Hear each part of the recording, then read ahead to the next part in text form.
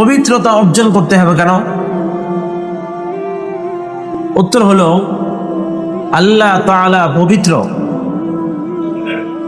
নামাজের উদ্দেশ্য হলো আল্লাহর সাথে কথোপকথন, আল্লাহর সাথে মুলাকাত, আল্লাহর সাথে সাক্ষাৎ। নামাজের মাধ্যমে বান্দা আল্লাহর সাথে মুলাকাত লাভ করতে পারে, সাক্ষাৎ লাভ করতে পারে। যিনি পবিত্র তার সাথে মুলাকাত করতে হলে পবিত্র হতে হবে। নাপাক জিনিসের সাথে তিনি সাক্ষাৎ দিবেন না। যে জিনিস পবিত্র এটাকে পবিত্র রাখতে হলে পবিত্র পাত্রের মধ্যে রাখতে হবে। যেমন দুধ পবিত্র, যদি কোনো পাত্রের মধ্যে কেউ জানে সেখানে এক ফোঁটা নাপাক আছে, পেশাব আছে, কিংবা গোবর আছে, এক ফোঁটা পায়খানা আছে, ওই জায়গার মধ্যে কেউ দুধ রাখবে? রাখবে। দুধ যেমন পবিত্র, এই দুধটা রাখতে হবে এমন পবিত্র চকচক করে এমন একটি পাত্রের মধ্যে রাখতে হবে। আল্লাহ তাআলা পবিত্র। নামাজের উদ্দেশ্য হলো আল্লাহর সাথে সাক্ষাৎ লাভ করা। সুতরাং আল্লাহ যেহেতু পবিত্র, আগে পবিত্র অর্জন করার মাধ্যমেই তার সাথে সাক্ষাৎ লাভ করতে হবে। নাপাক জিনিসের সাথে আল্লাহ তাআলা সাক্ষাৎ দিবেন না। এই জন্য পবিত্রতা অর্জন করা জরুরি। এখন কথা হলো, পায়খানা, পেশাব, রক্ত, পুজ শরীরের যে কোনো জায়গা থেকেই যখন বের হয়, মাথা থেকে পা পর্যন্ত পুরোটাই নাপাক হয়ে যায়। এই নাপাক থেকে পবিত্রতা অর্জন করার জন্য আমরা ওযু করি। শুধু 4 অঙ্গ প্রত্যঙ্গ ধৌত করলে হয়, ওযুতে 4 ফরজ। আর বড় নাপাক থেকে পাক হওয়ার জন্য হলো গোসল করতে হয়।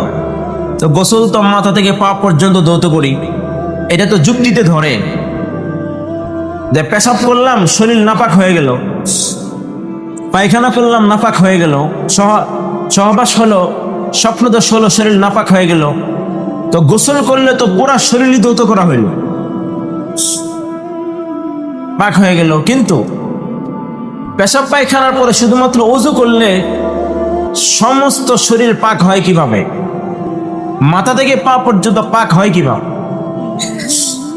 এটাও অনেক মানুষের প্রশ্ন আছে। কিছু কিছু মানুষের প্রশ্ন হইল, পায়খানা করলাম লজ্জাস্থান দিয়ে, পেশাব করলাম লজ্জাস্থান দিয়ে, আর পায়খানা করলাম পিছনের রাস্তা দিয়ে, আর আমরা ধৌত করি মুখ, হাত, মাথা, পা, ঘটনা কি? তো এর দ্বারা আবার পবিত্রতা অর্জন হয় কিভাবে? যারা ইসলামের দুষ্ত্রুটি তালাশ করে তারা এই সমস্ত প্রশ্নগুলো পড়ে বসে। তো এর 2টি উত্তর আছে। 1 নম্বর উত্তর হলো,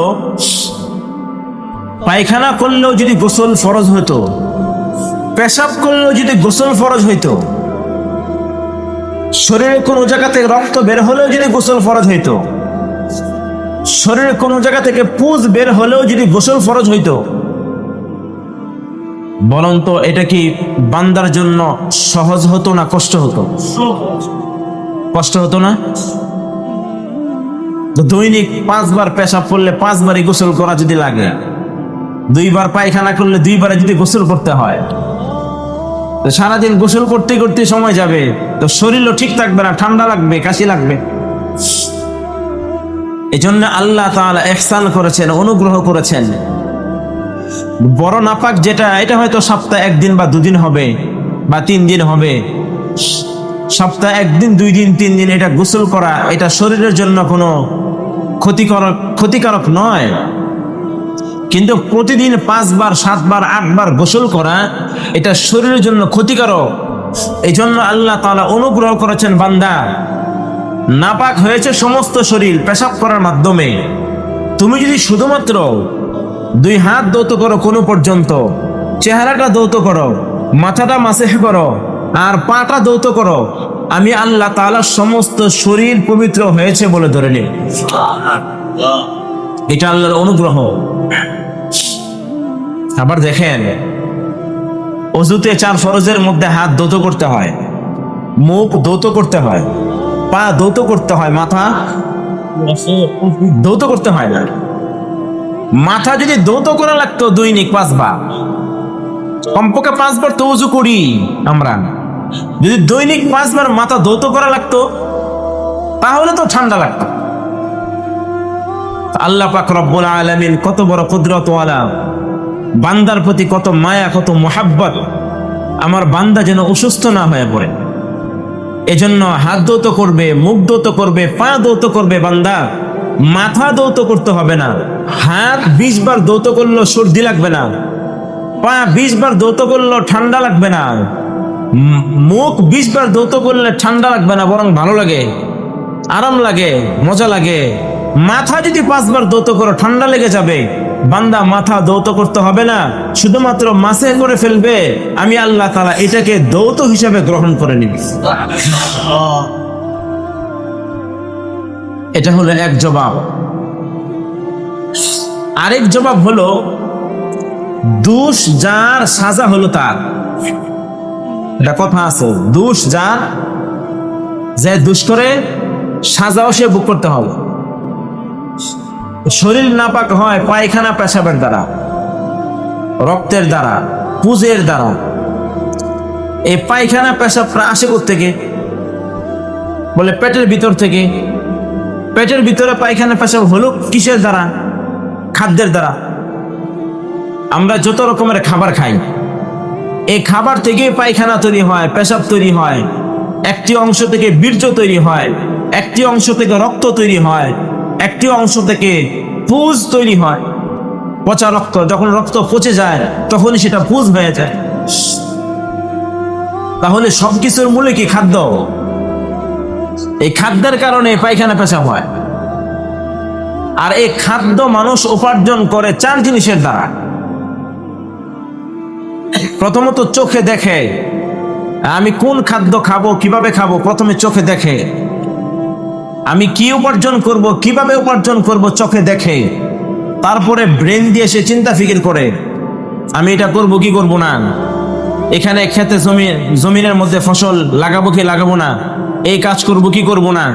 প্রথমে দেখে, তারপরে ব্রেন দিয়ে ভাবে, তারপরে হাত দিয়ে কাজ করে, খাবার তৈরি করে। আর এগুলো তৈরি করার জন্য পা ব্যবহার হয়, যাইতে হয়, আসতে হয়। তাহলে জীবিকা উপার্জনের সব কিছুর মূলে কি? 4 অঙ্গ। সব কিছুর মূলে 4 অঙ্গ। প্রথমে দেখি, তারপরে ভাবি, প্রথমে হইলো পা দিয়ে যাই, তারপরে চোখে দেখি, তারপরে ভাবি, তারপরে হাত দ্বারা কাজ করি। সব কিছুর মূলে 4টি। এই 4 জিনিসের দ্বারাই আমাদের খাদ্য প্রস্তুত করতে হয়। সে খাবার আমাদেরকে গ্রহণ করতে হয়। খাবারের মাধ্যমে পায়খানা পেশাব হয়। তাহলে মূলত দোষ হলো 4 অঙ্গের: চোখের, মাথার, হাতের, পায়ের। যেহেতু 4 অঙ্গ দোষী, এজন্য তোমাকে ধৌত করতে হবে 4 অঙ্গ। দোষ যার, সাজা তার। যেহেতু 4 অঙ্গ দোষ করেছে, এই 4 অঙ্গ ধৌত করলেই বাস তুমি পাক হয়ে গেলে, পবিত্র হয়ে গেলে। এটা হলো দ্বিতীয় উত্তর। এতক্ষণ আলোচনার মাধ্যমে এটা বুঝলাম, নামাজের মাধ্যমে, নামাজ পড়ার জন্য আমাদেরকে কেন পবিত্রতা অর্জন করতে হবে। কারণটা কি? কারণ হলো আল্লাহ পবিত্র। নামাজের উদ্দেশ্য হলো আল্লাহর সাথে সাক্ষাৎ। আর আল্লাহ তাআলা পবিত্র জিনিস ছাড়া সাক্ষাৎ দিবেন না। নাপাক জিনিসের সাথে আল্লাহ তাআলা সাক্ষাৎ দিবেন না, এটা হইতে পারে না। এবার আসি, এই নামাজ, আমরা মনে করি নামাজ শুধুমাত্র আল্লাহ তাআলা মানুষের উপরে ফরজ করেছেন, শুধু জিন জাতির উপরে ফরজ করেছেন না। আল্লাহ বলেন, কুল্লুন ক্বাদ আলিমা সালাতাহু ওয়া তাসবিহাহু ওয়াল্লাহু আলিমুম বিমা ইয়াফআলুন। 18 পারা 14 নম্বর পৃষ্ঠা, সূরাতুন নূরের 41 নম্বর আয়াত। আল্লাহ বলেন, সমস্ত মাখলুক তার নামাজ সম্পর্কে জানে, তার তাসবিহ সম্পর্কে জানে। সমস্ত মানুষ, সমস্ত মাখলুক তার নামাজ সম্পর্কে জানে, তার তাসবিহ সম্পর্কে জানে। তার নামাজ কিভাবে পড়তে হবে এটাও জানে, তার তাসবিহ কিভাবে পাঠ করতে হবে এটাও সে জানে। আল্লাহর কথা এই আয়াত দ্বারা বোঝা যায় আল্লাহ তাআলা শুধুমাত্র নামাজ মানুষের জন্য ফরজ করেন নাই, শুধুমাত্র জিনের জন্য ফরজ করেননি, আল্লাহ তাআলা নামাজ সমস্ত মাখলুকের উপরে ফরজ করেছেন। এখন তো প্রশ্ন হয়, সমস্ত মাখলুকের উপরে ফরজ করলে মাখলুক আবার নামাজ পড়ে কিভাবে? সমস্ত মাখলুক বলতে কি বোঝায়? মাখলুক মূলত তিন প্রকার। এক প্রকার মাখলুক হলো জামাদা, নির্জীব, বাংলায় বলে নির্জীব, যার ভিতরে কোনো জীবন নেই, পাথর, ইট, বালি, সিমেন্ট, নির্জীব, যে গড়ি, পাখা, নির্জীব, এটা এক প্রকার মাখলুক। আরেক প্রকার মাখলুক হলো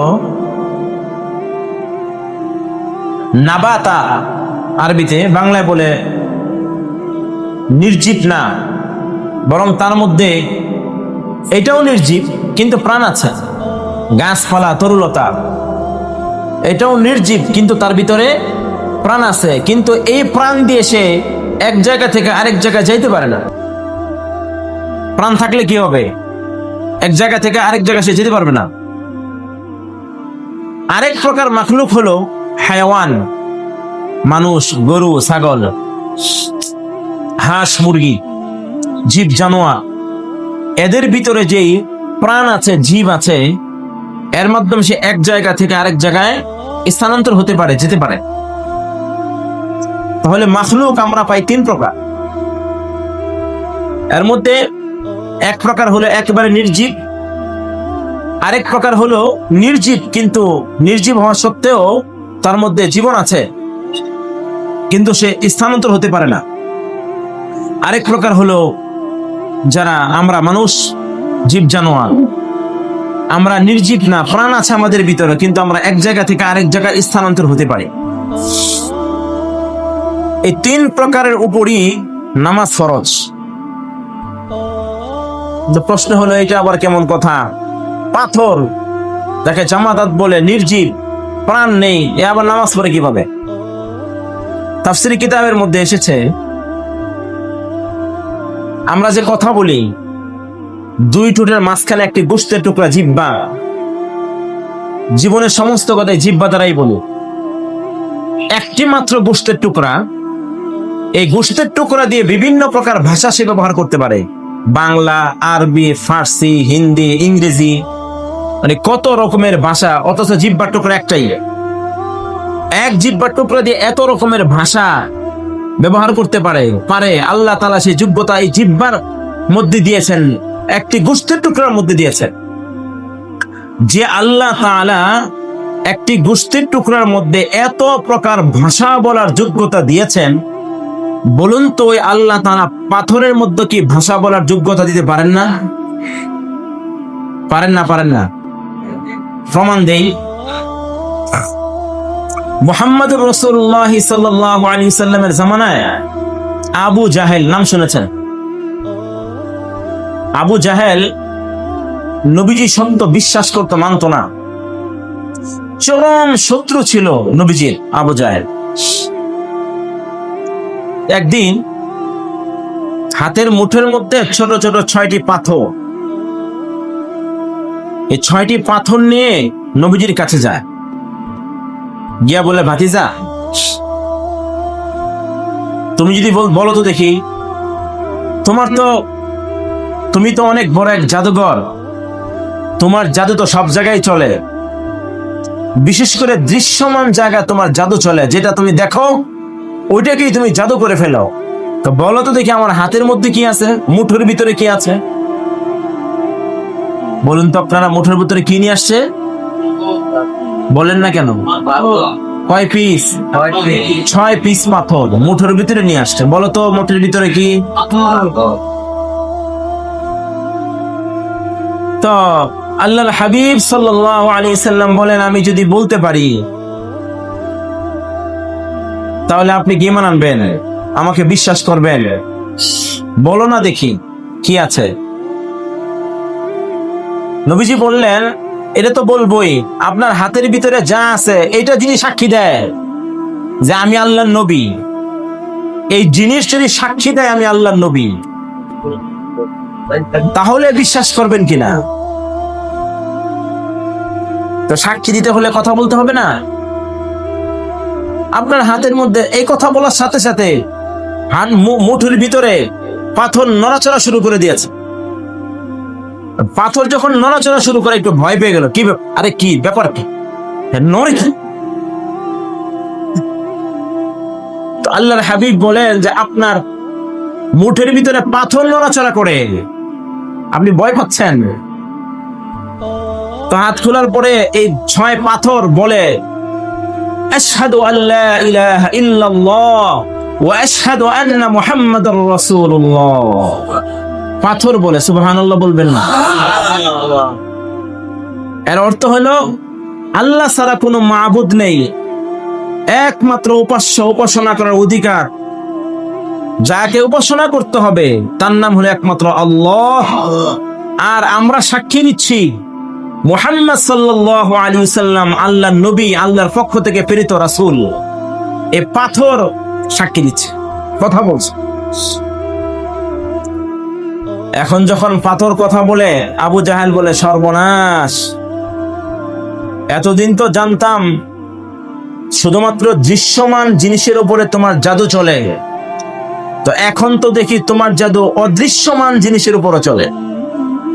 তুমি যে জিনিস দেখো না ওই জিনিসের উপরও তুমি জাদু করতে পারো। এত বড় জাদুকর তুমি, যার কপাল খারাপ, নসিব খারাপ, কিভাবে সে ঈমান আনবে? ইন্নাকা লা তাহদি মান আহবাবতা ওয়ালাকিন্নাল্লাহা ইয়াহদি মান ইয়াশা। আল্লাহ তাআলা যাকে চান তাকে হেদায়েত দান করেন, আল্লাহ তাআলা যাকে চান না তাকে আল্লাহ তাআলা হেদায়েত দান করেন না। এই ঘটনা শুনে হাজারো মানুষ, এই ঘটনা দেখে হাজারো মানুষ মুসলমান হয়ে গেছে, শুনে দেখে না, শুনে শুনে। কিন্তু যে স্বচক্ষে দেখলো, যার বেলায় ঘটনা ঘটলো, সে ঈমান গ্রহণ করতে পারলো না। তার কপাল কত খারাপ, কত বড় বদনসিব সে। এবার বলেন, পাথর কথা বলতে পারে কি পারে না? তো পাথরের মধ্যে জ্ঞান আছে কি নেই? আচ্ছা, পাথরের মধ্যে জ্ঞান আছে। জামাদাত, নির্জীব। পাথর সব সময় নির্জীব না, যে প্রাণ নেই ব্যাপারটা এরকম না। পাথরের মধ্যেও মাঝে মধ্যে প্রাণ আসে। শুধু তাই নাকি, আরব দেশের মধ্যে, আমাদের দেশে আমরা যারা গরু ছাগল লালন পালন করি, খুব সহজেই ঘাস পাওয়া যায় বিভিন্ন জায়গায়। কিন্তু আরব দেশে মরুভূমি, যেখানে সেখানে ঘাস পাওয়া যায় না, বেশিরভাগই পাথর। এই পাথরের চিপা চাপায় ছোট ছোট কিছু ঘাস হয়, গাছ হয়, ওগুলোই দুম্বা, ভেড়া, খাসি এগুলো খায়। তো মাঝে মধ্যে দেখা যায় ছোট ছোট পাথরও খেয়ে ফেলে, বিশেষ করে দুম্বা পাথর খেয়ে ফেলে, ছাগল পাথরও খেয়ে ফেলে। তো ঘাস খাওয়ার পরে ওই গাছ থেকে দুধ হয় স্বাভাবিকভাবে। তো পাথর থেকে কি দুধ হয় নাকি? ঘাস খাওয়ার পরে সেটা তো পায়খানা হয়ে বের হয়, তাজা ঘাস বের হয় না। কিন্তু পাথর যে খায় দুম্বা, সে যখন পায়খানা করে তখন পাথরই বের হয়। এই পাথর ভিতরে হজম হয় না, ঘাস তো হজম হয়ে যায়। কিন্তু এই যে পাথর খাচ্ছে, এই পাথরের দ্বারাও তো তার ভিতরে দুধ তৈরি হচ্ছে। যদি পাথরের মধ্যে উপকার না থাকতো তাহলে খাবে কেন? বিশেষ করে দেখা যায় পাথর চাটে, উট প্রচুর পরিমাণে পাথর চাটে জিহ্বা দিয়ে। যদি পাথর চাটার মধ্যে কোনো উপকার না থাকতো তাহলে পাথর চাটবে কেন? সুতরাং বোঝা গেল পাথর জামাদাত, শুধুমাত্র জামাদাত না, নির্জীব না, মাঝে মধ্যে তার মধ্যে জীবন আছে।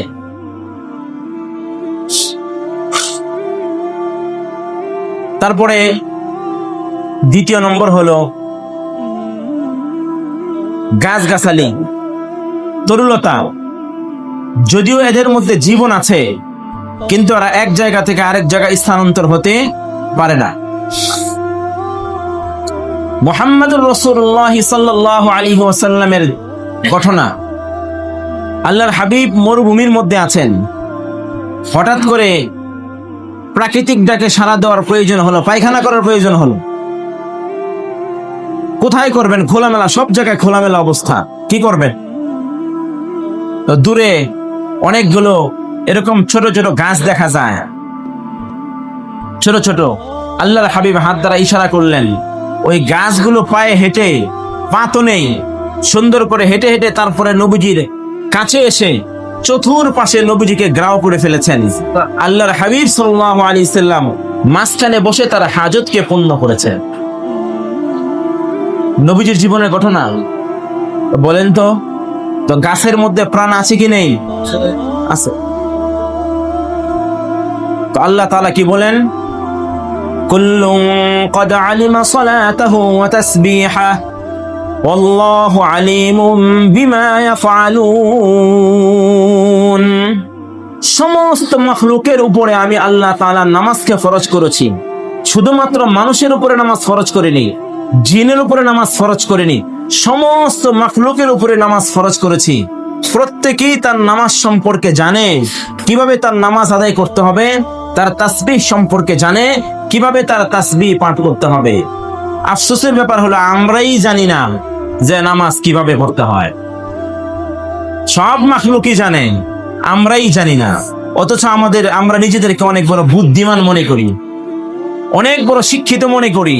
আমরাই জানি না যে নামাজ আল্লাহ তাআলা যেটা ফরজ করেছেন আমার উপরে, গরু ছাগলের উপরে, গাছের উপরে, পাথরের উপরে, এরা পারে না আমি পারি।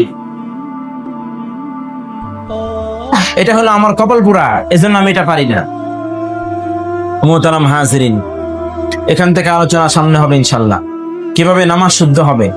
আল্লাহ পাক রব্বুল আলামিন আমাদেরকে বুঝে শুনে নামাজ পড়ার তৌফিক দান করুন। ওয়া আখিরু দাওয়ানা আলহামদুলিল্লাহি রাব্বিল আলামিন।